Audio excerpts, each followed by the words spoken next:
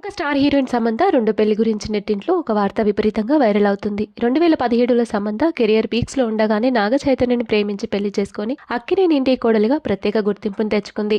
పెళ్లైన 4 ఏళ్లకి విడాకులు తీసుకొని ఎన్నో విమర్శలను ఎదుర్కొంది శామ్. ప్రస్తుతం నాగ చైతన్య శోభితా ధూళిపాలను రెండో పెళ్లి చేసుకున్నాడు. ఇక సమంత కూడా రెండో పెళ్లికి సిద్ధమైపోయిందంటూ బీటౌన్ లో ఎన్నో వార్తలు ఆధారాలతో సహా వినిపిస్తున్నాయి. డైరెక్టర్ రాజ్ నిడుమూరితో సమంత డేటింగ్ లో ఉన్నట్లు చాలా కాలంగా సోషల్ మీడియాలో వార్తలు వినిపిస్తున్న విషయం తెలిసిందే.